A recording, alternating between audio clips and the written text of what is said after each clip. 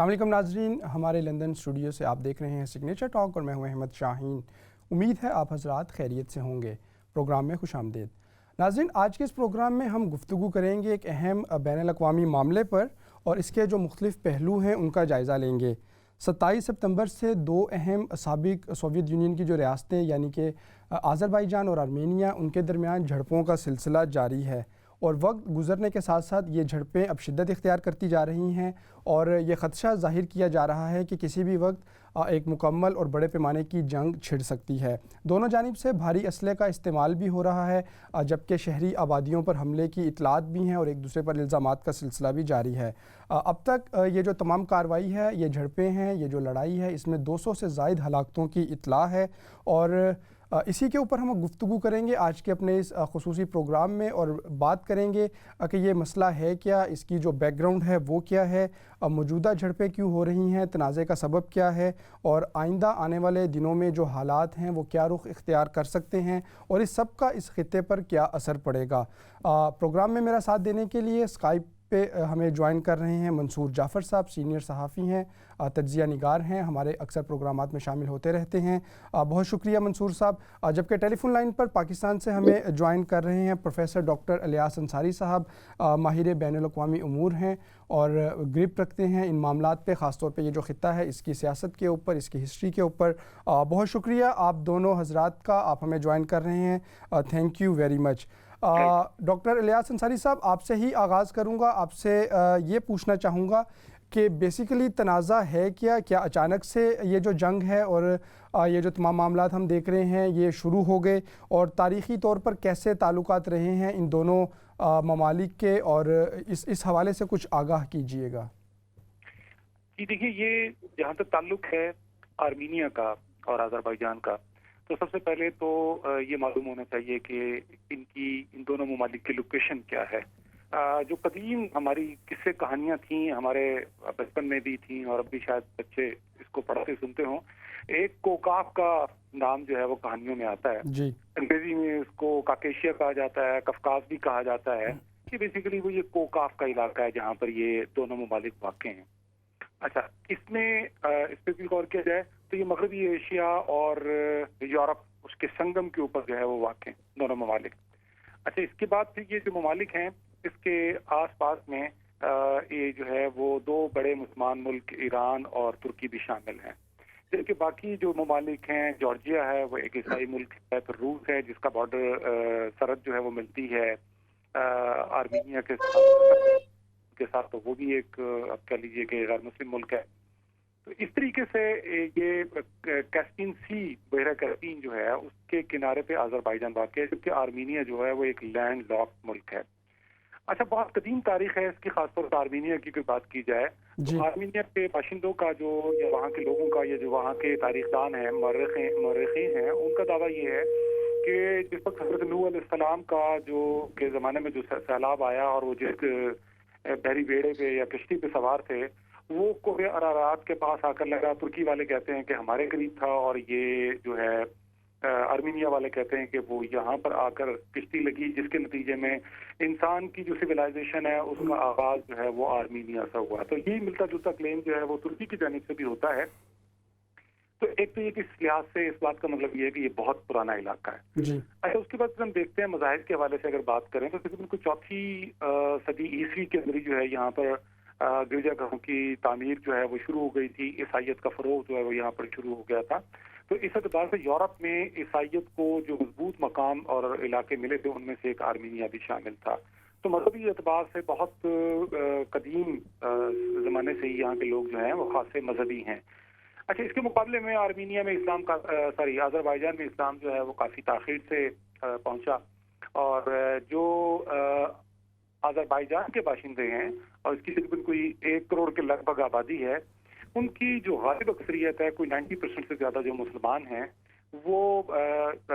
शिया मसलक से ताल्लुक़ रखने वाले मुसलमान हैं, लेकिन नस्ली तौर पर वो तुर्क हैं जी। और यही वजह है कि तुर्की के साथ का नस्ली बुनियाद के ऊपर या लिसानी बुनियाद पर आप कह लीजिए बहुत गहरी कुर्बत है। और एक दफ़ा जो है वो आज़रबाईजान के सदर ने ये वाली बात कही भी थी कि तुर्की और आज़रबाईजान जो हैं वो 2 सल्तनतों वाली एक कौम है, तो उनके दरमियान काफ़ी ताउन है। और दिलचस्प बात यह है کہ ایران جو ہے وہ مسلکن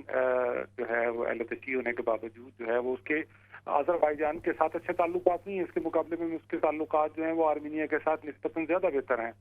تو اس طریقے سے یہ جو تنازع ہے بہت پرانا ہے، لیکن جو اس کی اصل روٹس جو تنازع کی یا مسلمانوں کے ساتھ مخالفانہ اور معاندانہ جو جذبات کی تاریخ ہے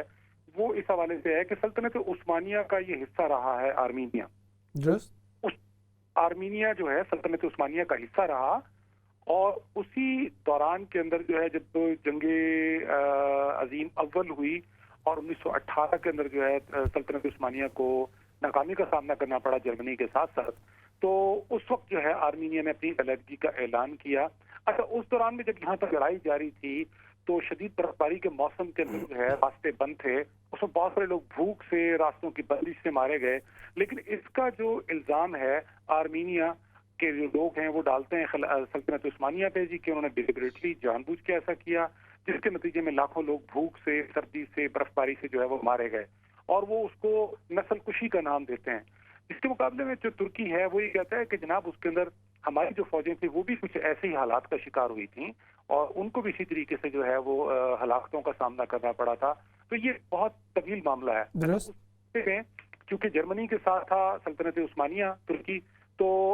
اس عرصے پہ جو بہت سارے لوگ وہاں سے نکلے حالات کی خرابی کے بعد آرمینیا سے، ان کو فرانس کے اندر ماضی کے اندر پناہ ملتی رہی. اور یہی وجہ ہے کہ آج آپ جب ہم دیکھتے ہیں تو فرانس جو ہے وہ سب سے بڑا ایک اسٹانچ الائی کے طور کے اوپر بہت زیادہ سپورٹ کرنے والا جو ہے آرمینیا کی وہ نظر آتا ہے. ایون وہاں کی پارلیمنٹ نے جو ہے اس 1918 کے واقعات کی، جس کو آرمینیا والوں کے بقول جو ہے والوں نے نسل کشی کی تھی آرمینیا کے باشندوں کی، وہ اس کی پارلیمنٹ اس کو تسلیم کیا ہوا ہے، جس کے نتیجے میں فرانس کے اور ترکی کے تعلقات بھی جو ہے وہ کافی کشیدہ رہتے ہیں اسی بنیاد کے اوپر. تو یہ اس کی تاریخی روٹ ہیں، اور یہ تاریخی روٹ جو اس پورے خطے کو متاثر کیے ہوئے ہیں. یہی وجہ ہے کہ ترکی جو ہے وہ پھر آذربائیجان کے ساتھ کھل کے بات کرتا ہے. اور یہ جو اس کی تھوڑی سی تاریخ کا میں تھوڑا سا اور بتا دوں اس میں کہ یہ دونوں علاقے جو ہیں کبھی بلکہ اگر ہم آرمینیا کی بات کریں تو جو پرانی بازنطینی سلطنت تھی، سلطنت عثمانیہ کے قیام سے قبل، اس کا بھی حصہ رہا. بعد میں پھر یہ جو سلطنت عثمانیہ تھی اس کا حصہ بھی بنا.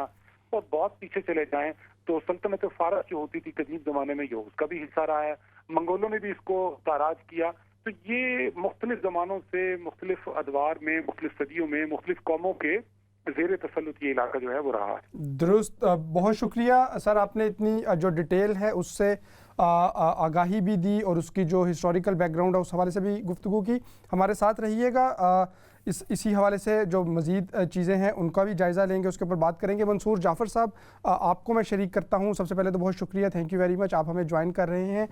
یقینی طور پہ ایک پورا ہسٹوریکل بیک گراؤنڈ جیسے ڈاکٹر الیاس انصاری صاحب نے بتایا، اور کوئی نئی چیز نہیں ہے آرمینیا اور آذربائیجان کا جھگڑا. لیکن موجودہ جو ہم جنگ دیکھ رہے ہیں اس کی وجہ کیا بنی،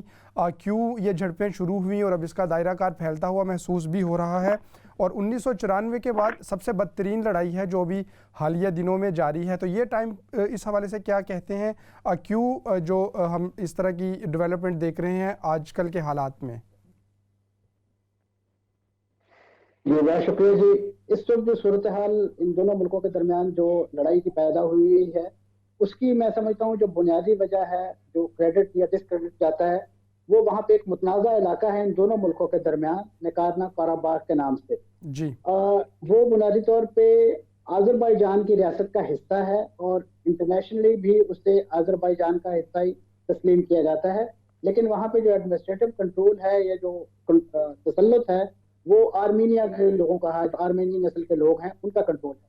اور جس کی وجہ سے آرمینیا اور آذربائیجان کے درمیان جو ہے وہ وقتاً فوقتاً اس علاقے کا کنٹرول حاصل کرنے کے لیے مختلف اوقات میں، مختلف ادوار میں جو ہیں وہ جھڑپوں کا سلسلہ جاری رہا ہے، ماضی میں بھی رہا ہے. اور یہ جو حالیہ جھڑپیں ہیں یہ بھی بنیادی طور پہ اسی ایک کنٹروورشل علاقہ جو ہے اس پر ایک مکمل سیادت یا کنٹرول جو ہے اس کی جنگ ہے، اور اسی حوالے سے شروع ہوئی. اور اس کا جو میں سمجھتا ہوں اس وقت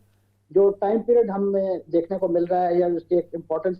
ذہن میں آتی ہے وہ یہی ہے کہ اس وقت بین الاقوامی جو سینیریو ہے وہ اس نوعیت کا ہے کہ اس میں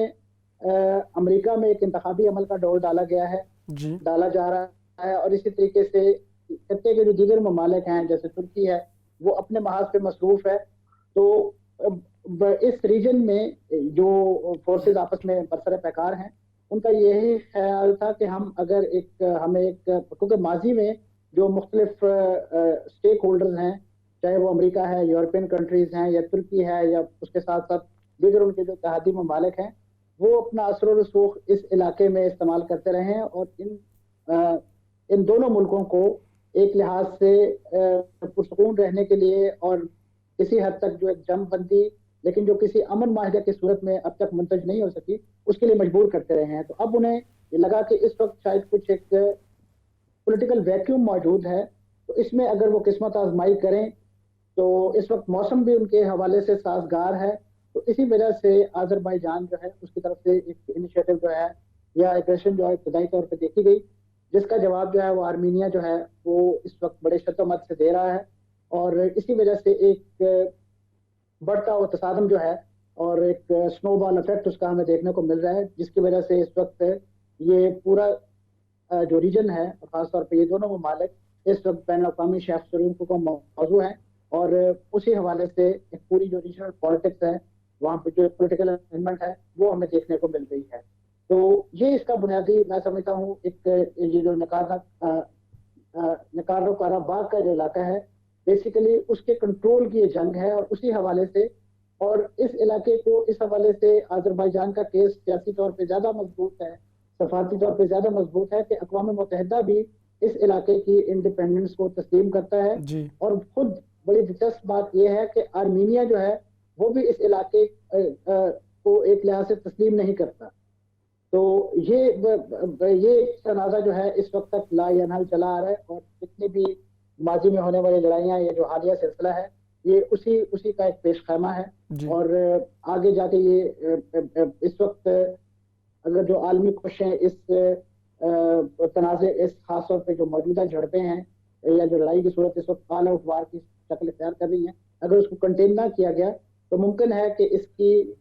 کے جو فار ریچنگ امپیکٹ ہیں وہ خطے کے دیگر ممالک تک بھی خطے جائے کے دیگر اور ممالک کے اوپر بھی آ سکتے ہیں. جو یقینی طور پہ منصور صاحب اس حوالے سے بھی گفتگو کریں گے. آپ نے اس میں یو این کے حوالے سے گفتگو کی، اس حوالے سے لیاقت انصاری صاحب سے ایک سوال پوچھنا چاہوں گا. لیاقت انصاری صاحب، یہ بھی حقیقت ہے کہ جو یونائٹڈ نیشنز ہے وہ بھی اس جو پورا یہ جو جس طرح سے منصور جعفر صاحب قراباغ کے علاقے کا بتا رہے ہیں کہ اس کو تسلیم کرتا ہے آذربائیجان کا حصہ، اور آرمینیا کو اپنی قراردادوں کے ذریعے یہ کہہ چکا ہے کہ اپنی افواج کو وہاں سے نکالے، لیکن آرمینیا نے اس کے اوپر عمل کرنے سے انکار کیا اور وہ نہیں عمل کیا. اس کی وجہ کیا آپ دیکھتے ہیں کہ آرمینیا جیسا ملک وہ بھی یو این کی جو ریزولوشنز ہیں اس کو خاطر میں اگر نہیں لا رہا، تو پھر جو دیگر خطے کے ممالک ہیں، یا اگر ہم وائڈر حوالے سے دیکھیں دنیا میں اور بھی ایسے ممالک ہیں جو بین الاقوامی فورمز کی اور خاص طور پہ یونائٹڈ نیشنز کی جو قراردادیں ہیں ان کو خاطر میں نہیں لاتے، اس حوالے سے بتائیے گا. اچھا دیکھیے، بات وہ یہ ہے کہ جیسا کہ میں نے پہلے بھی بات کی تھی فرانس یو این کی سیکورٹی کونسل کا ممبر ہے اور وہ طرفدار ہے آرمینیا کا. باوجود اس کے کہ اقوام متحدہ یہ ڈکلیئر کر چکی ہے کہ یہ علاقہ آذربائیجان کا ہے، اس کو ملنا چاہیے. اچھا مسئلہ یہ ہے کہ یہاں پہ جو نسلی توازن ہے وہ کچھ اس طریقے سے ہے کہ ماضی میں ہی یہاں پہ بڑی تعداد میں آرمینین نسل کے لوگوں کو لا کر بسایا گیا، ان کی حوصلہ افزائی کی گئی تھی. یہ سوویت زمانے کے اندر بھی اس طریقے سے ہوتا رہا. یہ جو 15 ریاستیں تھی سوویت یونین کی، ان میں آرمینیا بھی شامل تھا، آذربائیجان بھی شامل تھا. اچھا ایک تو جو ہے ہم یہ دیکھتے ہیں کہ وہاں پہ آبادی کا توازن جو ہے وہ کچھ اسی طریقے سے رہا ہے. جی ایک اور دلچسپ چیز ہم اس میں یہ دیکھتے ہیں کہ سوویت یونین کا جو انہدام ہے، اس کا جو کلیپس ہے، وہ تو 1991 دسمبر کے اندر ہوتا ہے، لیکن اس سے پہلے 1988 کے اندر جو نا لڑائی اور نسلی تنازعات اس وقت شروع ہو گئے تھے، جس وقت جو سوویت یونین کے اس وقت کے جو سربراہ تھے میخائیل گورباچوف، اور جو ان کی جو دو پالیسیز تھیں گلاسنوست اور پریسٹرائکا، اس میں انہوں نے مختلف لوگوں کو بولنے کی آزادی دی، کچھ تھوڑی سی فریڈم ملی ایکسپریشن کی. تو وہ جو نسلی چیزیں جو دبی ہوئی تھیں وہ ایک دم پھٹ کے باہر آئیں، اور اسی وجہ سے 88 کے اندر شدید قسم کے پہلی مرتبہ نسلی فسادات ہوئے بہت بری طرح سے. اور اس دوران کے اندر جو آذری مسلمان تھے ان کو دھکیل دیا گیا ناگورنو کاراباخ سے، اور وہ لوگ آذربائیجان کے دوسرے علاقوں کی جانب سیٹل ہو گئے. اور اس عرصے میں ان کی چھوڑی ہوئی جگہوں کو فل کرنے کے لیے آرمینیا کے باقی علاقوں سے آرمینین کرسچنز جو تھے وہ وہاں پر لا کر سیٹل کیے گئے، وہ وہاں پر سیٹل ہوئے. اچھا، اس کے بعد پھر جس وقت کی آزادی ہوئی، آذربائیجان کو بھی ملی، آرمینیا کو بھی ملی، تو وہاں پہ لڑائی کا سلسلہ جو نا وہ 1992 میں اسٹارٹ ہو گیا. اچھا، اقوام متحدہ نے اسی موقع کے اوپر جو نا 3 ملکوں کی سربراہی میں ایک گروپ بنایا، جس میں فرانس شامل تھا، روس شامل تھا اور امریکہ تھا، اور انہوں نے وقتی طور پہ کچھ امن معاہدے قائم کروانے کی کوشش کی. اس میں یہ چیز بھی طے ہوئی کہ یہ علاقہ بنیادی طور پہ آذربائیجان کا ہے، لیکن جو نسلی طور پہ یہاں پہ جو لوگ ہیں وہ یہی ہیں آرمینین ناگورنو قراباخ کے اندر، یہی لوگ جو ہیں بالکل اپنا نظام چلائیں گے. اور پھر اس کے بعد آنے والے برسوں میں یہ ہوا کہ پھر وہاں پہ آرمینین فوج بھی آ گئی اور انہوں نے جو ہے وہ اس کا کنٹرول بھی سنبھال لیا. میں یہاں پہ ایک تھوڑی ہسٹوریکل اور ایگزامپل دینا چاہوں گا. یہ اس میں پہلی جنگ عظیم کے دوران کی بات ہے غالباً، کہ جو لتھوینیا آج ایک ملک ہے، یہ بھی سوویت یونین کا ایک بعد میں حصہ رہا اور اس کے بعد 1991 میں اس سے الگ ہوا. لتھوینیا کا جو کیپٹل ہے ویلنیوس، وہاں پہ پولش نسل کے، پولینڈ کے جو باشندے ہیں نسلی اعتبار سے وہ زیادہ ہیں. انہوں نے اپنی سے علیحدگی کا اعلان کر دیا تھا کہ جی ہم نہیں رہنا چاہتے اس کے ساتھ، لتھوینیا کے ساتھ، ہم اپنا ایک الگ ملک بنا لیں گے. اس طرح کے جو نسلی تنازعات ہیں وہ ہمیں یوکرین کے اندر بھی نظر آئے ہیں، ہمیں ایسٹرن یوکرین میں بھی نظر آیا، چاہے وہ کرینیا میں بھی نظر آیا، اور اسی بنیاد کے اوپر جو روس نے اس کی بنیاد پہ قبضہ کر لیا. اچھا، اس طرح کی جو ساری کی ساری جو نسلی سیاست ہے اس پورے خطے کے اندر، ایسٹرن یورپ میں اور بالخصوص بیلکن کے ایریا میں، اور یہ جو قفقاز کا علاقہ ہے، یہ بڑی شدت کے ساتھ موجود ہے. اس لیے یہاں پر اپنی نسل کے لوگوں کے تحفظ کے نام پہ آرمینیا نے فوجیں بھی داخل کر دیں. آذربائیجان اس وقت ذرا اتنا فیکشن نہیں تھا ملیٹریلی، اور اس نے اپنے آپ کو اتنا مضبوط نہیں کیا تھا، تو اقوام متحدہ نے تو بھارت ان کو لالی پاپ کہہ لیجیے، وقتی طور پہ جنگ بندی کہہ لیجیے، یہ کام شروع کروایا، لیکن ایکچولی جو ہے وہ کوئی اتنا بڑا کام نہیں ہو سکا. دوسری طرف سے ایک اور کام بھی کیا گیا جو یورپ کی ایک تنظیم ہے OSCE، organisation of security and cooperation in Europe کے نام سے. یہ جو آرگنائزیشن ہے یہ 1992 سے یہ بھی تقریباً UN ادھر سے اور دوسری جانب سے OSCE یہ ثالثی کی پیشکش کرتی رہی ہے. وہ ثابت وہ جو ہے اس کے اوپر آرمینیا کی وجہ سے اس پہ عمل درآمد نہیں ہو سکا. پھر ابھی اگر حال کی ہم بات کریں ثالثی کی پیشکش کی اس سارے مسئلے پہ UN کے ساتھ ساتھ، تو ایران نے کہا ہے کہ جی ہم ثالثی کے لیے کوشش کرتے ہیں. جارجیا جو پڑوسی ہے آرمینیا کا اور ساتھ ہی آذربائیجان کا، اس نے پیشکش کی ہے جی کہ ہم آپ کا یہ تنازع طے کرواتے ہیں. قطر نے پیشکش کی کہ جی ہم آپ کا یہ مسئلہ حل کرواتے ہیں، آئیے ہم ثالثی کرواتے ہیں. تو آرمینیا اس کو سمٹائمز نہیں مانتا ہے. تو یہ معاملات جو ہیں بنیادی طور پہ کافی کمپلیکیٹڈ ہیں، یقینی طور پہ کمپلیکیٹڈ ہیں، اور مختلف جو بین الاقوامی کمیونٹی اور خاص طور پہ مختلف جو ممالک ہیں وہ کوشش کر رہے ہیں اس میں اپنا کردار ادا کرنے کی. منصور جعفر صاحب، جس طرح ڈاکٹر علیہ حسن انصاری صاحب نے بھی ذکر کیا کہ مختلف ممالک اس پہ کوشش کر رہے ہیں، لیکن اگر یہ کوششیں ناکام ہوتی ہیں خدا نخواستہ، تو جنگ کا جو دائرہ کار ہے وہ کس حد تک بڑھ سکتا ہے؟ جو ریجنل ممالک ہیں ان کا رد عمل کیا ہوگا؟ اور کیا یہ بھی چانس ہے کہ ان دونوں ممالک کی سپورٹ میں پھر جو ان کی پشت پر موجود ممالک ہیں وہ بھی کوئی پریکٹیکلی انوالو ہو جائیں اس معاملے میں؟ یقیناً اس وقت یہ جو اسکلیٹڈ ہمیں صورت نظر آ رہی ہے وہاں پہ لڑائی کی دونوں ملکوں کے درمیان، اس میں تھوڑا سا بڑھوتی ہمیں دیکھنے کو ملتی ہے ان اطلاعات کی روشنی میں کہ جس میں یہ الزام عائد کیا جاتا ہے ترکی پہ کہ اس نے شام میں مختلف جو کرائے کے گریلے ہیں، جو مختلف جیسے بھاڑے کا ٹٹو کہتے ہیں، ان لوگوں کو انہوں نے ہائر کر کے آذربائیجان میں جو ہے وہ لڑائی کے لیے بھیجا ہے. اور یہ ایک الزام جس کا ترکی جو ہے وہ بڑے شدت سے انکار کرتا ہے اس الزام سے، اور شام بھی اس حوالے سے جو ہے وہ، لیکن مختلف ہمیں جو پلیٹ فارمز اس ساری صورتحال پہ نظر رکھنے والے، خاص طور پہ جو لندن بیس سیرین آبزرویٹری ہے ہیومن رائٹس کے حوالے سے، ان کی طرف سے اس طرح کی ایلیگیشن جو ہیں وہ دیکھنے کو ملتی ہیں کہ جس میں یہ بتایا جاتا ہے کہ ترکی اس وقت جسے کہنا چاہیے وہ خم ٹھوک کر آذربائیجان کی مدد کر رہا ہے، اور اس میں صرف جیسے سفارتی پلیٹ فارم پر نہیں بلکہ آن دی گراؤنڈ یعنی بوٹس آن گراؤنڈ جو ہے وہ بھی پرووائڈ کر رہا ہے. تو یہ ایک بڑا دلچسپ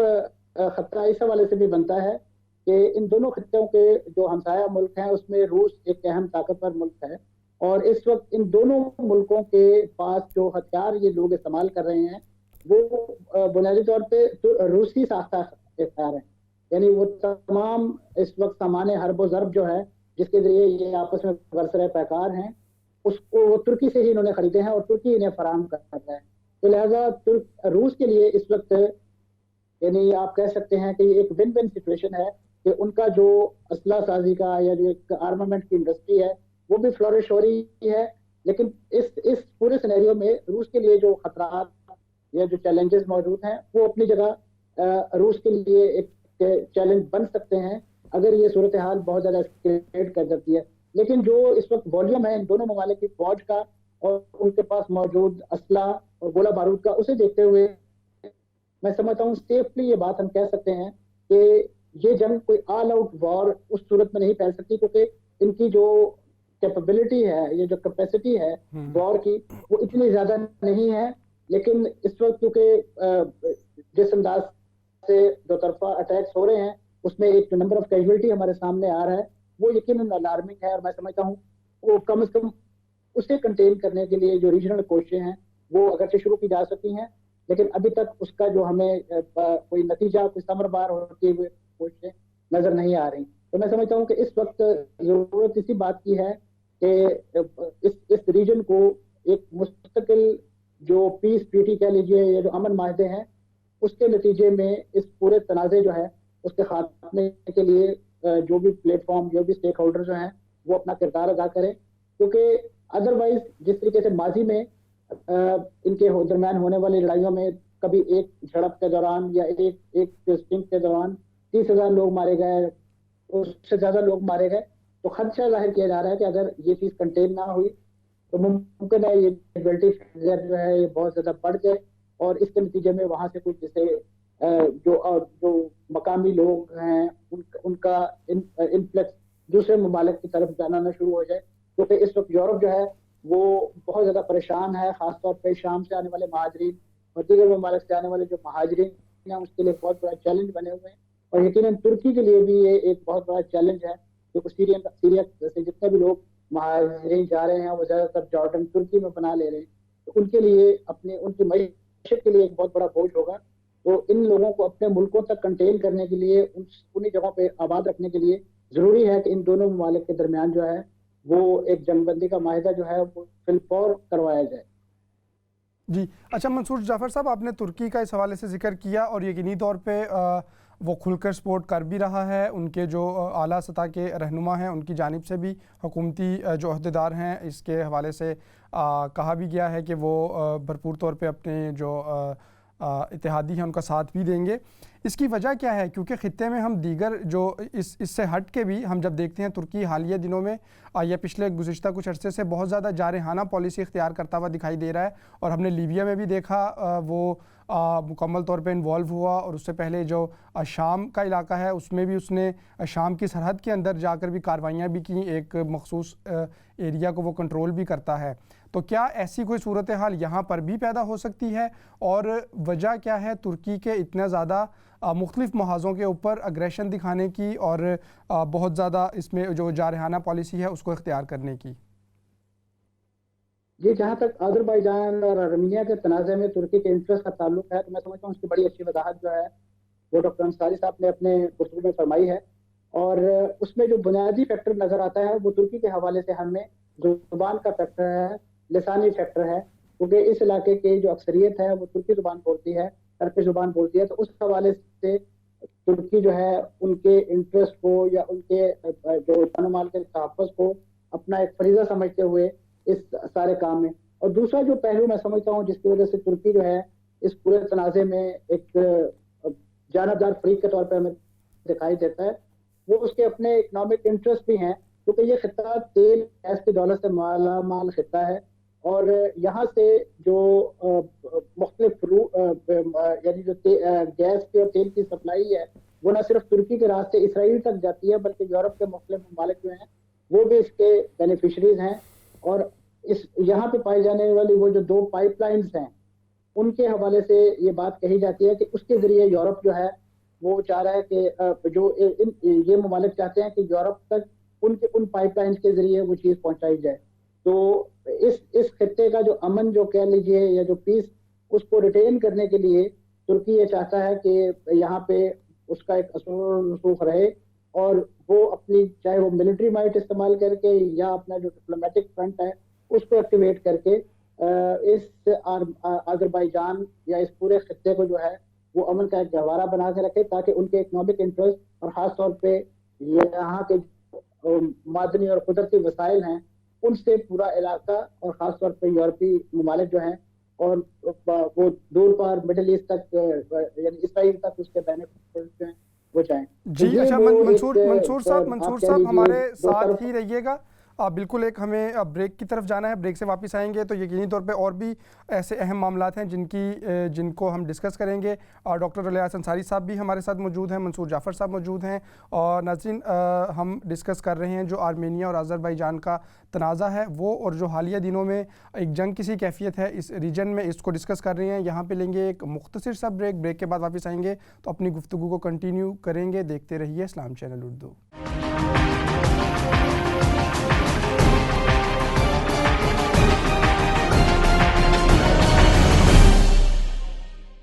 ویلکم بیک ناظرین, آپ دیکھ رہے ہیں پروگرام سگنیچر ٹاک اور میں ہوں احمد شاہین. ناظرین آج کے پروگرام میں ہم گفتگو کر رہے ہیں آرمینیا اور آذربائیجان کے تنازع کے حوالے سے اور خطے پہ اس کے کیا اثرات پڑ رہے ہیں اور آئندہ آنے والے دنوں میں اس کے جو اثرات ہیں وہ کیا ہوں گے. پاکستان سے ہمیں جوائن کر رہے ہیں پروفیسر ڈاکٹر محمد الیاس انصاری صاحب, جبکہ پاکستان سے ہی منصور جعفر صاحب بھی ہمارے ساتھ موجود ہیں, سینئر صحافی ہیں, تجزیہ نگار ہیں, اور جو پروگرام کا پہلا حصہ تھا اسی حوالے سے ہم نے گفتگو کی اور اسی کو کنٹینیو کریں گے. ڈاکٹر الیاس انصاری صاحب آپ سے پوچھنا چاہوں گا کہ جیسے ہم نے گفتگو کی اور آپ نے بھی اس حوالے سے ذکر کیا, منصور جعفر صاحب نے بھی, کہ اس جو مختلف ریجنل جو پلیئرز ہیں وہ انوالو ہیں اس تمام معاملے میں, اور جو دونوں ممالک ہیں ان کو پشت پناہی بھی حاصل ہے مختلف ممالک کی. لیکن اگر ریجن سے تھوڑا سا ہٹ کے بھی دیکھا جائے تو یوں معلوم ہوتا ہے کہ کچھ اور بھی پلیئرز ہیں. جیسے ابھی حالیہ دنوں میں ایک بہت اہم ڈیولپمنٹ ہوئی, اسرائیل کی جانب سے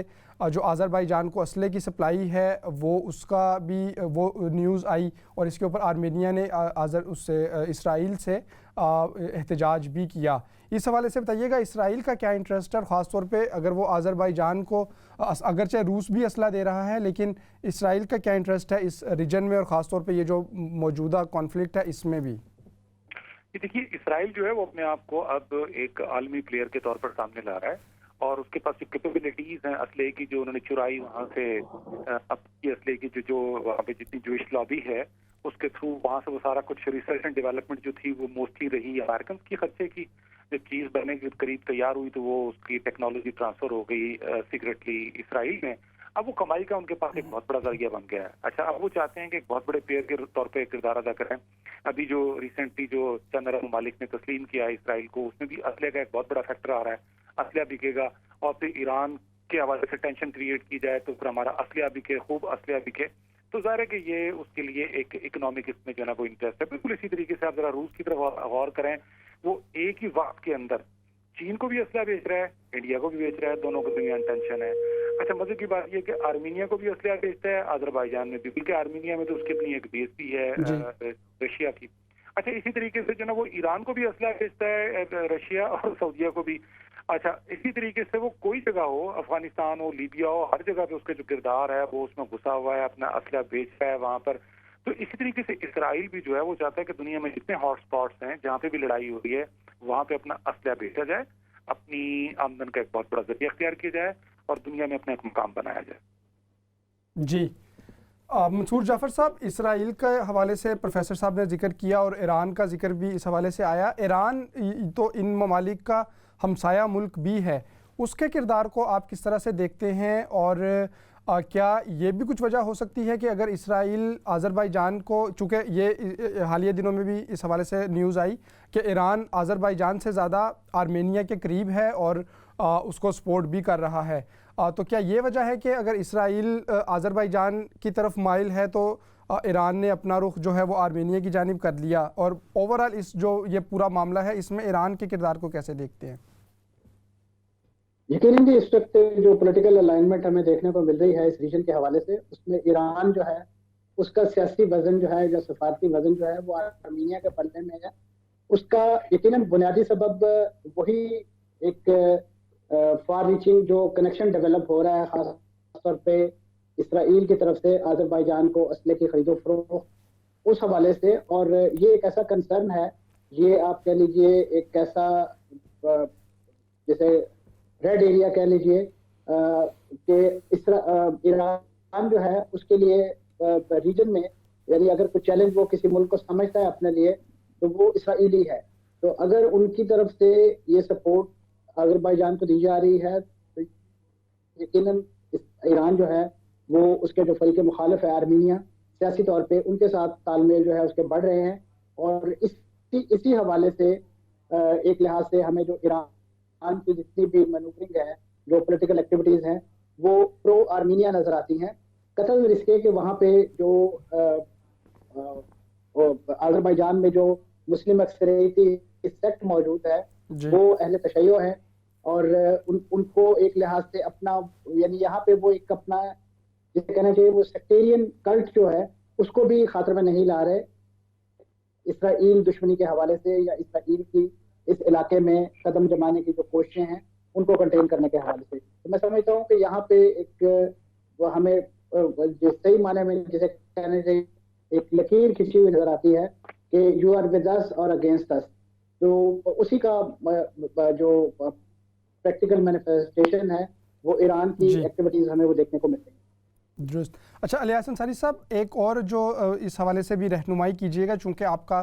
جو انٹرنیشنل ریلیشنز کے حوالے سے اور خاص طور پہ اس ریجن کے اوپر اسٹڈیز بھی ہیں, آپ کی نظر بھی ہے, اور رشیا ایک یقینی طور پہ اہم پلیئر ہے. پروگرام کے پہلے حصے میں ہم نے کچھ حوالوں سے اس کو ٹچ بھی کیا. اور پیوٹن جو آپ نے جس طرح سے کہا کہ روس نے تقریباً ہر معاملے میں اپنی ٹانگ اڑائی ہوئی ہے یا ناک بھی اڑا رہا ہے, تو پیوٹن کس طرح سے ان تمام معاملات کو دیکھ رہے ہوں گے؟ کیا ان کے جو رشیا کے اندر سے کسی قسم کی اپوزیشن بھی ہو سکتی ہے اگر وہ اس معاملے میں تھوڑا سا کھل کے سامنے آتے ہیں؟ اور خاص طور پہ جو ترکی کے ساتھ رشیا کے تعلقات ہیں, چونکہ پہلے بھی ہم دیکھ چکے ہیں جب سیریا وار کے ٹائم ان دونوں کے آپس کے تعلقات ترکی اور رشیا کے چینج ہوتے رہے, گرم جوشی بھی رہی, اس کے ساتھ بعض جگہوں پہ ان کی افواج بھی ایک دوسرے سے ان کی مڈبیر ہوتی رہی. تو اب یہاں پہ کس طرح سے رشیا کو آپ دیکھ رہے ہیں, اور خاص طور پہ ترکی کے تناظر میں کہ کیا وہ ترکی جب ایک طرف آذربائیجان کے ساتھ کھل کے کھڑا ہے تو کیا رشیا بھی کسی ٹائم پر ترکی کے ساتھ تعلقات کی پرواہ کیے بغیر ہم دیکھیں گے آرمینیا کے ساتھ کھڑا ہوتا ہوا نظر آئے؟ دیکھیے, جو بالکل بنیادی سی چیز ہے وہ یہ ہے کہ پوٹن صاحب جو ہیں یا رشیا میں جو بھی کوئی حکمران ہوگا, وہ جو سابقہ سوویت یونین ہے نا, اس کے آس پاس کے جتنے ممالک ہیں یا وہ جتنے بھی ممالک اب بن چکے ہیں اور پہلے سوویت یونین میں ہوتے تھے, یہاں پہ جو بھی تنازع ہوگا روس کو سب سے پہلے پریشانی ہوتی ہے. اچھا, پھر وہ اپنے اڑوس پڑوس میں کسی قسم کی کوئی مداخلت جو ہے نا پسند نہیں کرتا, اور خاص طور پر ترکی کی مداخلت کو بالکل برداشت نہیں کرے گا, باوجود اس کے کہ نیٹو کے ساتھ ترکی کے تعلقات جو ہے نا وہ بگاڑ کا شکار ہیں, وہ روس کے قریب ہوا ہے. اس کے باوجود کہ شام میں اور لیبیا میں آپس میں ترکی اور روس کا تعاون بھی موجود ہے. یہ بھی درست ہے کہ 2016 میں جس وقت ترکی میں بغاوت ہوئی تو روس نے ہی بیسیکلی انفارمیشن دی تھی طیب اردوغان کو کہ یہ سب کچھ ہونے جا رہا ہے, اور وہ بر وقت جو ہے نا کارروائی کرتے ہوئے اس بغاوت کو پھر کچل دیا گیا. تو یہ ہمیں کوآپریشن بھی ایک طرف نظر آتا ہے, لیکن وہ ایک حد تک تو کوآپریشن کریں گے. لیکن رشیا کا کوئی بھی حکمران ہو انکلوڈنگ پوٹن, وہ کسی بھی صورت میں ترکی کی مداخلت اس حد تک نہیں کریں گے کہ جو وہ سمجھیں کہ جناب ہمارے پچھواڑے میں آ کے انہوں نے سارا کا سارا کام خراب کر دیا ہے. اچھا, دوسری چیز جو ہے وہ یہ ہے کہ کسی بھی ملک کے اندر جب بھی کہیں حالات خراب ہوتے ہیں تو وہ عموماً یہ کہ بین الاقوامی امور کی طرف توجہ اور رخ پھیر کے لوگوں کی اپوزیشن کی جو توجہ ہے اس کو بانٹ دیتا ہے. ہندوستان اس کی مثال ہے, الیکشن لڑنا ہو, حالات ملک کے خراب ہو تو وہ پاکستان کے حوالے سے لڑائیوں کا معاملہ چھیڑ دیتے ہیں. بالکل اسی طریقے سے ابھی کوئی بہت بڑا پولیٹیکل چیلنج روس کے اندر جو ہے وہ پوٹن صاحب کو نہیں ہے. وہ 20 سال سے برسر اقتدار ہیں, موجودہ عہدہ جو ان کا چل رہا ہے وہ 2024 تک چلے گا. انہوں نے اس سال ریفرنڈم کروایا ہے جولائی کے اندر, اور اس کے تحت جس طرح کے امکانات پیدا ہو رہے ہیں وہ یہ ہے کہ یہ چند سال کی مطلب 2 مرتبہ اگر یہ ٹرن لیں 2024 کے بعد 5 سال کی, تو 2036 تک تقریباً جو ہے نا یہ ان کا اقتدار جو ہے وہ پھیل سکتا ہے, بلکہ 6 سال کی اگر وہ ٹرن لیں تو. پھر اس کے بعد یہ ہے کہ عوام کی توجہ کو تبدیل کرنے کے لیے اس طرح کے جو آس پاس لڑائی کے معاملات ہوتے ہیں اس سے اپوزیشن کو بھی دبایا جا سکتا ہے. اور یہ چیز ہم نے دیکھی ہے 2013-14 کے اندر جس وقت یوکرین کے اوپر اس نے حملہ کیا تھا رشیا نے, اور کریمیا کو وہاں سے نکال کے اپنے ملک میں شامل کر لیا تھا. پھر اس کے بعد ایسٹرن یوکرین کے اندر بھی اس طریقے سے ٹینشن جو ہے وہ پیدا کی تھی. تو یہ اس طرح کی چیز جو ہے وہ ترکی ضرور کر سکتا ہے، اور وہ ایک حد تک ترکی کو روس جو ہے وہ برداشت کرے گا، لیکن اس سے زیادہ جو ہے وہ اس کو برداشت بالکل نہیں کرے گا۔ جی منصور جعفر صاحب، مختلف ممالک کے حوالے سے ہم دیکھ رہے ہیں پروگرام کے اس حصے میں کہ ان کا کیا کردار ہے ریجن میں اور کس طرح سے وہ اس تمام معاملے کو دیکھ رہے ہیں۔ پاکستان کے حوالے سے میں آپ سے یہ پوچھنا چاہوں گا کہ دنیا میں اکثر جگہوں پہ ہونے والی لڑائی کا براہ راست یا بلا واسطہ جو کچھ جو امپیکٹ ہے یا ایفیکٹ ہے وہ پاکستان کے اوپر بھی پڑتا ہے، خاص طور پہ اگر اس جو لڑائی ہے یا وہ خانہ جنگی ہے یا جنگ ہے اس میں مسلمان یا جو مسلم ممالک یا کچھ گروہ اگر اس میں انوالو ہوں۔ ہم نے شام میں بھی اس طرح سے دیکھا، یمن میں بھی دیکھا کہ پاکستان کا کیا سٹانس ہے وہ بہت اہمیت رکھتا ہے، اور کچھ ممالک چاہتے ہیں کہ اس کو ایسی لڑائی میں گھسیٹا جائے یا پاکستان بھی کسی طرح سے انوالو ہو، اور اگر انوالو نہیں ہو رہا تو پھر بھی ملک کے اندر بہرحال کچھ حلقے ایسے موجود ہوتے ہیں جو اس پوری لڑائی کے حوالے سے کچھ مخصوص اپنا جو نظریات رکھتے ہیں۔ تو یہ جو موجودہ لڑائی ہم دیکھ رہے ہیں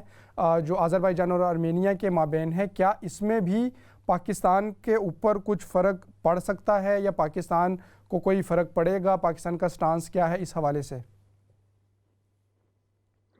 یقیناً جی، جو بین الاقوامی پالیٹکس ہے، خاص پر ڈپلومیسی، اس میں پاکستان کوئی آئسولیشن میں نہیں رہتا۔ پاکستان ان تمام اس طرح کے جتنے بھی واقعات دور اور قریب میں رونما ہونے والے، اس کا کسی نہ کسی طریقے سے امپیکٹ جو ہے وہ پاکستان پر ضرور آتا ہے۔ لیکن اس پورے تنازع میں آرمینیا اور آذربائیجان کے حوالے سے جو ہمیں ایک کارنر سٹون فورن پالیسی کا دکھائی دیتا ہے وہ یہی ہے کہ اصولی طور پہ اور تاریخی طور پہ پاکستان نے ہمیشہ آذربائیجان جو ہے اس کو سپورٹ کیا ہے، اس کے کاز کو اس لیے سپورٹ کیا ہے اور ایک لحاظ سے ایک ایکویشن ایوالو کر کے سپورٹ کیا ہے کہ جس انداز سے ہم اقوام متحدہ میں کشمیر کے حوالے سے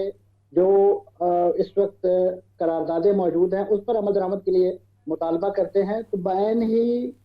آذربائیجان کا جو کیس ہے اور خاص طور پہ نگورنو قرباخ کے حوالے سے وہاں پہ جو یو این کی قرارداد ہے، پاکستان بالکل اسی اصولی موقف کے تحت ان کی حمایت کرتا ہے اور عالمی برادری سے اور جو بھی اسٹیک ہولڈر ہیں ان سے یہ مطالبہ کرتا ہے کہ نگورنو قرباخ جو ہے اس کا تنازع اقوام متحدہ کی قراردادوں کی روشنی میں حل کیا جائے، اور اسی ایک اصولی موقف کو پاکستان نے اس وقت بھی اڈاپٹ کیا ہے، اور اس کی تھوڑی سی جھلک ہمیں ایک عوامی سطح پہ اس حوالے سے دیکھنے کو ملی ہے کیونکہ یہ سوشل میڈیا کا دور ہے اور اوپن پلیٹ فارم ہے۔ ترکی ہی کے شاید ایک بلاگر ہیں یا سوشل میڈیا ایکٹیوسٹ ہیں جنہوں نے بنیادی طور پہ ایک ٹرینڈ جو ہے ایک ریکویسٹ لانچ کی جس میں انہوں نے کہا تھا کہ پاکستان جو ہے وہ پاکستانی جو ہیں وہ آذربائیجان کو سپورٹ کریں۔ اسی لیے یہاں پہ میں سوشل میڈیا پہ ایک اس پورے تنازع کے پس منظر میں ایک ٹرینڈ جو ہے وہی اسٹینڈ ود آذربائیجان جو ہے وہ فلیش ہوتا ہوا دکھائی دیا، اور یہ ایک اور ماضی میں بھی جو پاکستان کے صدر مشرف ہیں انہوں نے جب آذربائیجان کا دورہ کیا تو ان کی پارلیمنٹ سے انہوں نے ترکی زبان میں خطاب کیا، اور اسی نوعیت کے جو ان کے صدر یہاں پاکستان علیف جو ہیں وہ دورے پر آئے، تو اس لحاظ سے آذربائیجان کے ساتھ پاکستان کے جو کارڈیل ریلیشنز ہیں وہ ایک اصولی موقف پہ مبنی ہے۔ یہ کوئی جذباتی فیصلہ نہیں ہے یا جسے کہنا چاہیے بیگانی شادی میں عبداللہ دیوانے کے مصداق والی بات نہیں ہے، یہ اصولوں کی بات ہے، اور پاکستان نے اپنے اس اصولی سٹانس کو آذربائیجان کے تنازع کے حوالے سے بھی اس کو ایک لحاظ سے رجسٹر کروانے میں ذرا دیر نہیں لگائی۔ جی اچھا ڈاکٹر ریاض انصاری صاحب، جس طرح سے منصور جعفر صاحب نے فرمایا پاکستان کے اور آذربائیجان کے تعلقات کے حوالے سے، ایک تو اس حوالے سے بتائیے گا کہ یہ اطلاعات بھی ہیں کہ پاکستان نے آرمینیا کو ابھی تک تسلیم نہیں کیا ہوا، اس کی وجہ آپ کے خیال میں کیا ہے؟ اور اس کے ساتھ کچھ حلقے یہ کہتے ہیں کہ جو پاکستان کا سٹانس ہے آذربائیجان کے ساتھ، جیسے منصور جعفر صاحب نے بھی فرمایا کہ وہ درینہ تعلقات ہیں، گرم جوش تعلقات ہیں اور جو عوام کی سطح پر بھی تعلقات ہیں، تو لیکن کچھ حلقے یہ کہتے ہیں کہ وہ ترکی کے پریشر میں پاکستان کے تعلقات اچھے ہیں آذربائیجان سے، چونکہ پاکستان کو ترکی سے مختلف فورمز پر امداد اس کی حمایت حاصل کرنی ہوتی ہے، اس لیے پاکستان کا جو موقف ہے آذربائیجان کے حوالے سے وہ ترکی کے موقف کی تائید میں ہوتا ہے۔ ان دو جو میجر حوالے ہیں ان حوالے سے آگاہی دیجیے گا۔ دیکھیے جی، پہلی بات یہ ہے کہ پاکستان جو ہے آذربائیجان کو تسلیم کرنے ممالک میں سیکنڈ نمبر پہ تھا، سب سے پہلے ترکی نے استعمال کیا، اب نے کیا. اچھا 1992 میں تو ہمیں کوئی اس طرح کی فورم کی ضرورت نہیں تھی، FATF اور اس طرح کے مسائل تو کوئی نہیں تھا، نہ 9/11 ہوا تھا، نہ کچھ اور مسئلہ تھا، نہ کشمیر کے حوالے سے کوئی اتنی زبردست ہمیں کوئی ہماری ڈپلومیٹک وہ چل رہی تھی.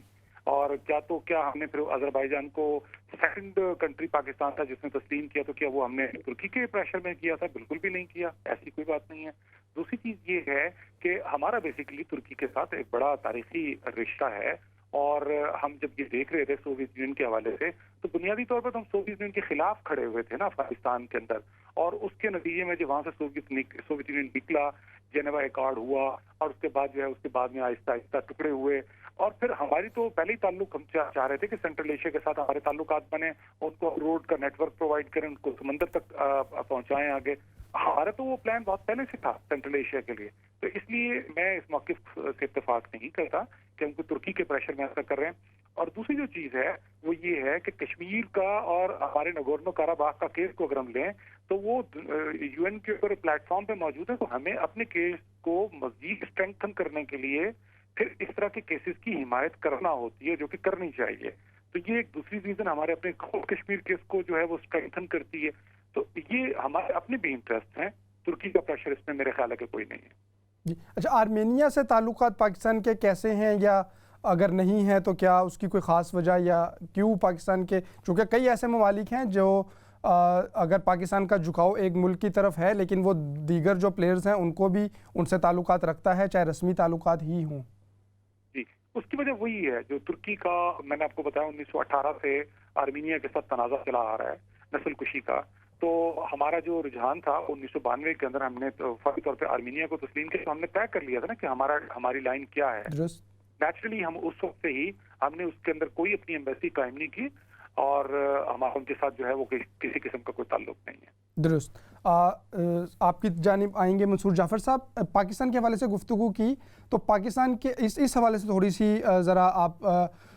اس حوالے سے بتائیے گا، رہنمائی کیجیے گا کہ کیا پاکستان کے لیے آگے جا کے اگر خدا نخواستہ یہ جو جنگ ہے جس کو ہم دیکھ رہے ہیں کہ اگر اس میں مختلف جو ریجنل پلیئرز ہیں وہ بھی انوالو ہو جاتے ہیں اور یہ اس کا دائرہ کار تھوڑا سا خدا نخواستہ بڑھ جاتا ہے، تو کیا پاکستان کے لیے کسی قسم کی مشکل، کیونکہ ابھی تو پاکستان نے ایک سٹانس لے لیا کہ وہ آذربائیجان کو اس نے تھوڑی سی سپورٹ بھی کی اپنے بیان کے حوالے سے، اور ساتھ ہی ساتھ وہ یہ بھی چاہتا ہے کہ یہ پرامن طریقے سے معاملہ سیٹل ڈاؤن ہو جائے، لیکن کیا پاکستان کے لیے آئندہ آنے والے دنوں میں اس حوالے سے، اس معاملے کے وجہ سے کوئی مشکل بھی کھڑی ہوتی ہوئی دیکھ رہے ہیں؟ میں سمجھتا ہوں کہ کوئی ایسی کوئی جسے کہنا چاہیے کوئی ماضی بعید میں یا ماضی قریب میں ایک کوئی اس نوعیت کا یہ جو اس وقت تنازع ہے یہ کوئی بڑی جنگ کی رقم میں جاتا ہوا دکھائی نہیں دیتا ہے، کیونکہ جیسے میں نے پہلے گفتگو میں عرض کیا کہ ان دونوں ممالک کی جو ملٹری کیپیبلٹی ہے وہ انہیں اس نوعیت کی محدود جھڑپوں کی اجازت تو دیتی ہے، لیکن ایک آل آؤٹ وار جو ہے یہ دونوں ملک اس کے متحمل نہیں ہو سکتے. اور ویسے بھی خطے کے جو ممالک اس ریجن کی یا اس خطے کی خاص طور پہ جو قدرتی وسائل ہیں ان پہ نظریں گاڑے ہوئے ہیں، وہ کبھی بھی ایک آل آؤٹ کلیش جو ہے وہ یہاں ہونے نہیں دیں گے، اور ایک بڑی ہی محدود کیلکولیٹڈ وار جو ہے اس کے نتیجے میں اپنے مسئلے جو ہے وہ فلیکس کر کے اس مسئلے کا حل نکالنے کی کوشش کریں گے اپنے حق میں. تو میں نہیں سمجھتا کہ کوئی پاکستان کے لیے اس تنازع کا ایون اگر تھوڑا سا اسپیکٹرم وسیع بھی ہوتا ہے تو اس کا فال آؤٹ براہ راست پاکستان پر آئے گا. یقیناً ترکی کے اتحادی ہونے کے حوالے سے اس میں اگر بہت زیادہ انوالو ہوتا ہے، خاص طور پہ بوٹس آن گراؤنڈ والی بات کے حوالے تو وہاں پہ کنسرن ضرور ہے. اسی طریقے سے روس یقیناً اس کا ریجن میں جس انداز سے ایک ماضی میں رول رہا ہے چاہے وہ افغانستان کے حوالے سے یا ادروائز، تو اگر وہ ایک پارٹی کے طور پہ انوالو ہوتا ہے اور وہ بہت زیادہ آئی بوز شو کرتا ہے، دکھاتا ہے ترکی کے انوالومنٹ کے حوالے سے، تو وہاں میں سمجھتا ہوں پاکستان کے لیے شاید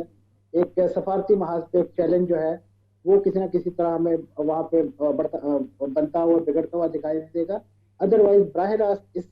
قضیے کے یا اس تنازع کے یا اس محدود جو ان کی جھڑپیں ہیں اس کے پاکستان پر کوئی اثرات دکھائی نہیں دے.